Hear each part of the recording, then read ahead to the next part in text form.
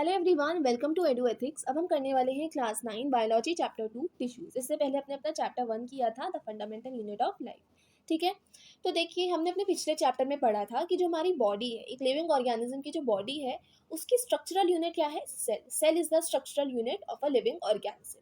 जिस तरीके से एक वॉल ब्रिक्स की बनी होती है, उसी तरीके से एक लिविंग ऑर्गेनिज्म की जो बॉडी है वो सेल्स की बनी होती है। सेल डिवीजन होता है, सेल डिवाइड करता है, राइट। तो जब सेल डिवाइड करता है तो ग्रुप ऑफ सेल्स एग्रीगेट करते हैं and then they form tissues. Tissues हमारे ऑर्गन बनाते हैं, ऑर्गन से बनता है ऑर्गन सिस्टम, और ऑर्गन सिस्टम से एक कंप्लीट ऑर्गेनिज्म बनता है। ठीक है, इस चैप्टर में हम टिश्यूज के बारे में पढ़ेंगे। किसके बारे में पढ़ेंगे? टिश्यूज के बारे में। ठीक है, अब देखिए, based on the number of cells या फिर depending upon the number of cells, हमने ऑर्गेनिजम्स को टू कैटेगरीज में डिवाइड किया है, that is unicellular organisms and multi cellular organisms. Unicellular organisms वो ऑर्गेनिजम्स होते हैं जो एक सिंगल सेल से बने होते हैं, और इनका जो सिंगल सेल है ये हर तरीके के एसेंशियल लाइफ प्रोसेसेस परफॉर्म करता है, चाहे वो रेस्पिरेशन हो, एक्सक्रीशन हो, डाइजेशन हो, टेक ऑफ फूड है, रेस्पिरेशन है, रिप्रोडक्शन है, हर तरीके का लाइफ प्रोसेस जो है वो एक सिंगल सेल परफॉर्म करता है। उस तरीके से अगर हम मल्टी सेलुलर ऑर्गेनिजम्स की बात करें तो मल्टी सेलुलर ऑर्गेनिजम्स में हमें डिवीजन ऑफ लेबर देखने को मिलता है। ठीक है, मल्टी सेलुलर ऑर्गेनिजम्स में हमें डिवीजन ऑफ लेबर देखने को मिलता है, जहाँ पे एक ग्रुप ऑफ सेल्स मिलके क्या करते हैं, एक स्पेसिफिक फंक्शन परफॉर्म करते हैं। ठीक है, बहुत सारे ग्रुप ऑफ सेल्स मिलके एक स्पेसिफिक फंक्शन परफॉर्म करते हैं। जैसे कि अगर हम बात करें न्यूरॉन्स की, तो न्यूरॉन्स क्या करते हैं? न्यूरॉन्स मैसेजेस ट्रांसमिट करते हैं to the brain, right, they carry messages to the brains. Blood भी एक टिश्यू है, राइट, ब्लड भी एक टिश्यू है। तो ब्लड एक फ्लूइड टिश्यू है, राइट, जो कि ऑक्सीजन, फूड, हार्मोन्स और इन सब चीज़ों को ट्रांसपोर्ट करता है टू द बॉडी पार्ट्स। ठीक है, सिमिलरली प्लांट्स में वस्कुलर टिश्यूज होते हैं। ठीक है, प्लांट्स में क्या होते हैं? वस्कुलर टिश्यूज होते हैं, that is xylem and phloem, जिनके बारे में अभी हम पढ़ेंगे। नाउ प्लांट्स में क्या होता है, पहले हम प्लांट्स की बात करेंगे। ठीक है, जो हमारा पहला टॉपिक है वो प्लांट टिश्यूज़ के बारे में है। ठीक है, उसके बाद हम देखेंगे कि प्लांट टिश्यूज़ और एनिमल टिश्यूज़ में क्या डिफरेंस है, देन हम एनिमल टिश्यू के बारे में पढ़ेंगे। ठीक है, अब देखिए प्लांट टिश्यू में क्या होता है। देखिए 9-10 तक आपको हर तरीके के सब्जेक्ट्स को पढ़ना पड़ता है। ठीक है, चाहे वो मैथ हो, साइंस हो, एसएसटी हो, हर तरीके के सब्जेक्ट आपको पढ़ने पड़ते हैं टिल क्लास 10th। ठीक है, क्लास 10th के बाद आप एक पर्टिकुलर स्ट्रीम चूज़ करते हैं, एक सब्जेक्ट आप चूज़ करते हैं, एंड देन आप उसी में फिर अपनी लाइफ जो है, मतलब उस पूरी लाइफ में आप वही पढ़ते रहते हैं। चाहे साइंस ले रहे हैं तो आप साइंस पढ़ेंगे, अगर आप कॉमर्स ले रहे हैं तो आप कॉमर्स पढ़ेंगे। इसी तरीके से हमारे प्लांट्स होते हैं। हमारे प्लांट्स में क्या होता है, सबसे पहले इनिशियली प्लांट्स जो है ना वो डिवाइड करते रहते हैं। जो उनका मेन फंक्शन है वो डिवाइड होता है, बाकी उनका कोई स्पेसिफिक फंक्शन परफॉर्म नहीं करते हैं। ठीक है, वो बस डिवाइड करते रहते हैं, मेटाबॉलिकली एक्टिव सेल्स होते हैं। फिर एक फेज आता है जब वो डिवाइड करने की एबिलिटी लूज कर देते हैं, they lose the ability to divide and they start to perform a specific function, और फिर वो एक स्पेसिफिक फंक्शन परफॉर्म करने लग जाते हैं। तो बेसिकली वो मेरिस्टेमेटिक टिश्यू, इनिशियली वो मेरिस्टेमेटिक टिश्यू होते हैं। जब वो डिवाइड करते हैं तो उन्हें हम मेरिस्टेमेटिक टिश्यू कहते हैं, और जब ये मेरिस्टेमेटिक टिश्यू परमानेंट टिश्यू में बदल जाते हैं, परमानेंट टिश्यू में यानी they start to perform a specific function. ठीक है, जब वो एक स्पेसिफिक फंक्शन परफॉर्म करने लग जाते हैं तो वो बन जाते हैं परमानेंट टिश्यू। क्या बन जाते हैं? परमानेंट टिश्यू बन जाते हैं। तो ये जो प्रोसेस होता है जिसमें एक मेरिस्टेमेटिक टिश्यू परमानेंट टिश्यू बनता है, उसे हम कहते हैं डिफरेंशिएशन। क्या कहते हैं? डिफरेंशिएशन कहते हैं। जब एक मेरिस्टेमेटिक टिश्यू एक परमानेंट टिश्यू में बदल जाता है, कन्वर्ट हो जाता है, वो अपनी एबिलिटी टू डिवाइड लूज कर देता है, तो इसे हम कहते हैं डिफरेंशिएशन। ठीक है, 3 टर्म्स होती है, एक होती है डिफरेंशिएशन, डी डिफरेंशिएशन, री डिफरेंशिएशन। इन तीनों के बारे में हम पढ़ेंगे। सबसे पहले हम एक फ्लो चार्ट बनाएंगे प्लांट टिश्यूज का। ठीक है, टिश्यूज होते क्या है? देखिए टिश्यूज जो है they are group of cells. हमको पता है ना, पहले सेल्स आते हैं, सेल्स एग्रीगेट करके टिश्यूज बनाते हैं, राइट। टिश्यू से बनता है हमारा ऑर्गन, टिश्यू से बनते हैं हमारे ऑर्गन। एक सेकेंड, यहाँ देखिए, पहले बनते हैं हमारे tissues, sorry cells. Cells divide करेंगे and then they aggregate to form tissues. Tissues से बनते हैं हमारे ऑर्गन, ऑर्गन से ऑर्गन सिस्टम, ऑर्गन सिस्टम से complete organism.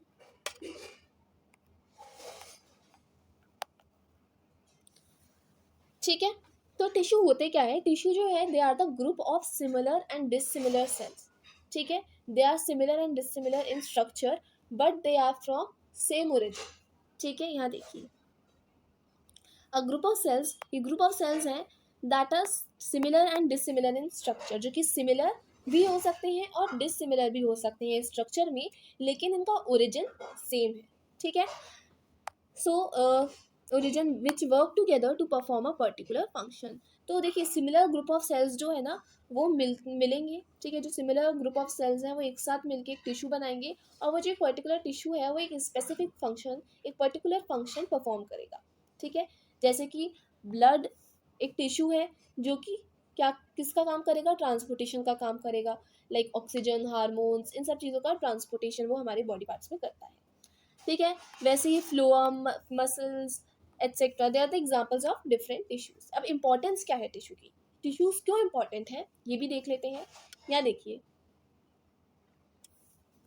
Tissues organize to form organs, tissues जो है ये ऑर्गन बनाते हैं और ऑर्गन बन के ऑर्गन सिस्टम बनता है। ठीक है, तो डिफरेंट ऑर्गन्स जो है ना हमारी बॉडी में वो डिफरेंट फंक्शंस परफॉर्म करते हैं। एक मल्टी सेलर ऑर्गेनिजम्स की बॉडी में एक डिवीजन ऑफ लेबर, मतलब डिवीजन ऑफ लेबर हमें देखने को मिलता है, जैसा कि मैंने आपको बताया था, जिसमें ग्रुप ऑफ सेल्स मिलकर एक पर्टिकुलर फंक्शन परफॉर्म करते हैं। एक पर्टिकुलर टिश्यू जो है, स्पेसिफिक टिश्यू एक स्पेसिफिक फंक्शन परफॉर्म करेगा मल्टी सेलर ऑर्गेनिजम्स में। तो इस वजह से क्या होता है, एक इंडिविजुअल सेल में जो वर्कलोड है वो डिक्रीज हो जाता है। ठीक है, ये इंपॉर्टेंस है टिश्यू की। अब हम प्लांट टिश्यू के बारे में पढ़ेंगे, तो ये इंट्रोडक्टरी वीडियो है राइट, लेकिन इससे प्लांट टिश्यू को पढ़ने से पहले एक फ्लो चार्ट है वो बनाएंगे। ठीक है, चलिए देखिए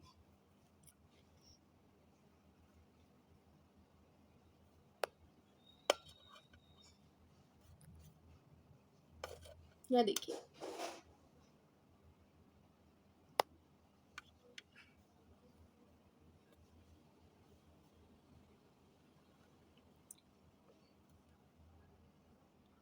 हाँ, तो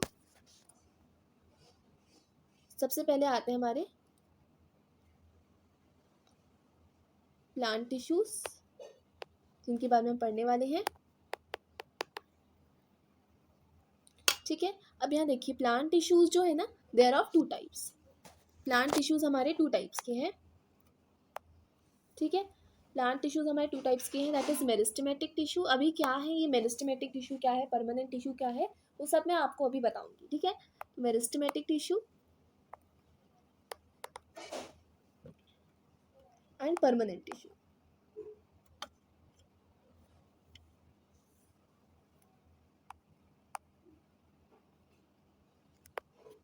ठीक है, मेरिस्टेमेटिक टिश्यू भी तीन तरीके का है। ठीक है, मेरिस्टेमेटिक टिश्यू तीन तरीके का है। एक है एपिकल मेरिस्टम,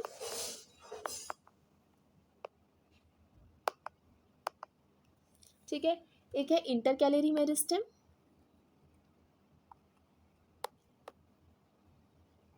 और एक है लैटरल मेरिस्टम।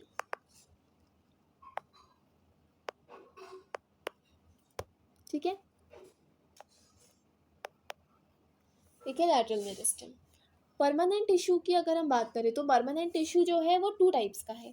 एक है सिंपल परमानेंट और एक है कॉम्प्लेक्स परमानेंट। ठीक है, एक है सिंपल, सिंपल जो कि एक ही तरीके के सेल्स कंसिस्ट करता है। ठीक है, कॉम्प्लेक्स जो डिफरेंट सेल्स कंसिस्ट करता है। ठीक है, that is complex in structure. Okay, तो कॉम्प्लेक्स और एक है सिंपल। सिंपल में आते हैं हमारे पेरेन्काइमा, कोलेनकाइमा और स्क्लेरेन्काइमा।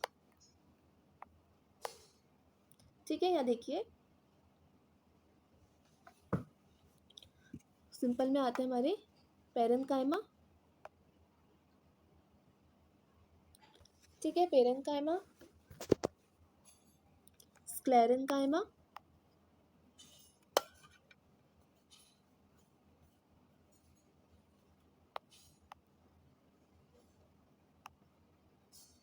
और एक आता है हमारा कोलेनकाइमा। ठीक है, और कॉम्प्लेक्स में आते हैं हमारे जाइलम, और फ्लोएम। ठीक है, देखिए इन सब चीज़ों के बारे में हम पढ़ेंगे। सबसे पहले मैं आपको ये बताना चाहती हूँ कि मेरिस्टेमेटिक टिश्यू क्या होते हैं और परमानेंट टिश्यू क्या होता है। वैसे मैं आपको बता चुकी हूँ कि अभी मान लीजिए, मतलब जैसे अभी आप 9th-10th में हैं, राइट, तो 9th-10th में आप हर तरीके के सब्जेक्ट पढ़ते हैं आपको, राइट। उसके बाद क्या होता है, जब आप 11th में जाते हैं तो आप एक पर्टिकुलर स्ट्रीम चूज़ करते हैं। पर्टिकुलर स्ट्रीम चूज़ करते हैं यानी कि पर्टिकुलर सब्जेक्ट आप चूज़ करते हैं, एंड देन आप अपनी होल लाइफ उसी को पढ़ते हैं, राइट। उसी तरीके से हमारे परमानेंट हमारे मेरिस्टेमेटिक टिश्यू जो है ना, ये डिवाइड करते रहते हैं। इनिशियली ये डिवाइड करते रहते हैं, कोई पर्टिकुलर फंक्शन ही परफॉर्म नहीं करते हैं, बस डिवीजन इनका काम होता है। ठीक है, मेटाबॉलिकली एक्टिव सेल्स होते हैं ये, और इनके पास एबंडेंट साइटोप्लाज्म होता है। साइटोप्लाज्म क्यों होता है इतना, क्योंकि इन्हें डिवाइड करना होता है, और डिवीजन अगर इन्हें करना है तो इनके पास साइटोप्लाज्म भी एबंडेंट क्वांटिटी में होना चाहिए।